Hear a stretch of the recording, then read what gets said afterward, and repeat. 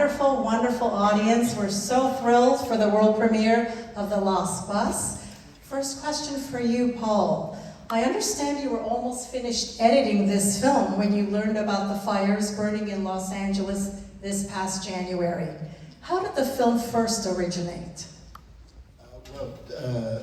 Jamie and Jason phoned me up and said they had a project with Brad and based on Lizzie's book, and I literally about 2 minutes in, they said, well, it's about the school bus and the wildfire in Paradise. And I said, yeah, I'm in. And it was that simple. That was it, pretty much.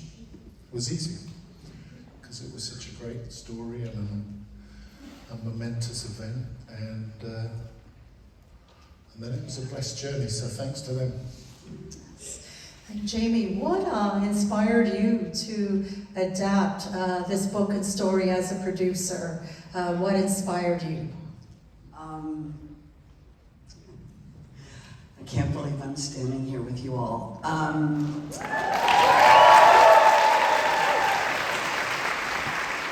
It was August 20th, 2021. I was in Idaho, and I read an article in the Washington Post, which was a review of Lizzie's book.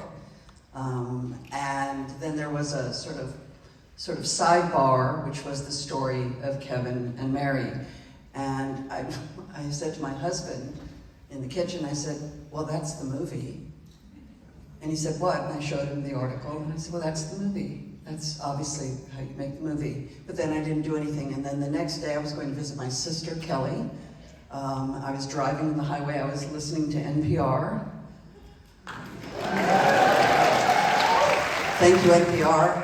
And Scott Simon, Weekend Edition, said, my first guest today is Lizzie Johnson, the author of Paradise. Lizzie, you know, the book is amazing, but the story that really got me was the story of Kevin McConaughey and the school bus. And I pulled my car over, and I called my partner, Jason Blum, and I said to you, I'm going to send you 2 links.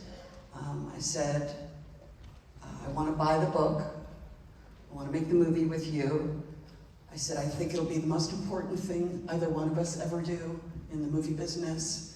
And 4 years later, we're standing here tonight.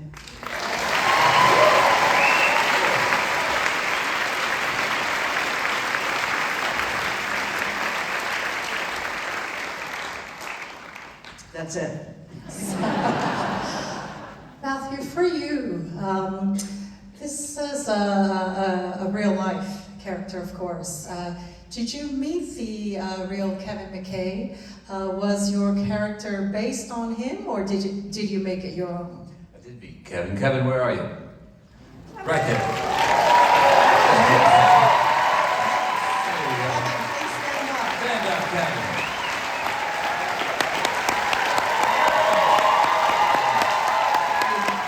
Where's Mary?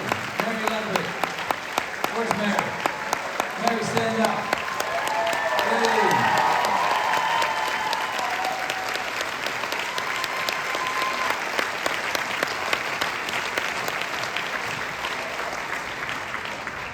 I did meet Kevin.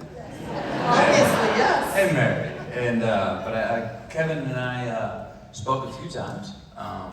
And going into this, look, when something's based on real events, inspired by real events, I think as an actor, probably as a director too, I suppose, you come into it with a little more responsibility, reverence, etc. But we were not telling a biography or documentary on it. So while the events are pretty much what happened, after I got to know Kevin and heard him tell his story many times, it would pick up where he would get caught up or something would affect him in telling his story. We would discuss some of those times, which were similar to the journey that I got to take in the film. But after that, it was, we fictionalized some things that keep the spirit of the truth, but fictionalized some things with work with Paul. A lot of the father-son themes that were going through this. And there's a great line that Paul wrote. Seemed like he wrote it on the day. I was feeling like I was too late as a son, and now I think I'm too late as a father.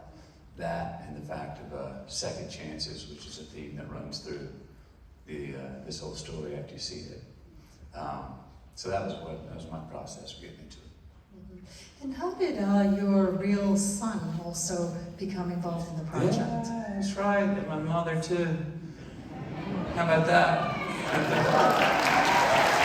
If you didn't hear, my mom was the one. Is it Levi? Come on out of here, bud. Come on out.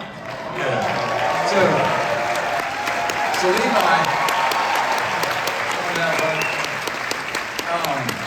So my mom has kind of always been a performer. I've actually, Richard Linklater put her and I in one scene in a film we did, Bernie, and she's always been performing. I had no idea that this young man, my son, was interested. But when I pitched the script to the family, as I always do before work, I got to the part about Kevin having a son. And he asked me one day, well, how old is he? And I said, he's about your age. And then he goes, think I could read for it? And I didn't say anything. That wasn't enough to make me say maybe or anything. He came back 4 more times, and I said, okay. Now he's working for the idea. And I said, yeah. And I knew they hadn't cast the part. Pulled out the camera, worked with him on a scene, and sent that to Francine Maisler.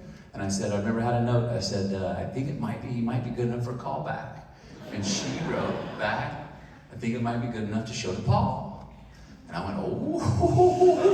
And I said, well, if you do that, will you do me one favor? Will you pull the last name off? So it's just, there's no McConaughey on the end of that. And she said, yes. Next call I got, that he said, he goes, that's the guy, that's the son. And then he was told, well, that happens to be Matthew's son. And then Paul Fash, he was like, even better, it's great. What a great story. Yeah, let's catch your mom too in a couple of months, which he did. So this is all due to Paul. My family's in this due to this man here to the left. What a great story. You were fantastic. Fantastic, yes.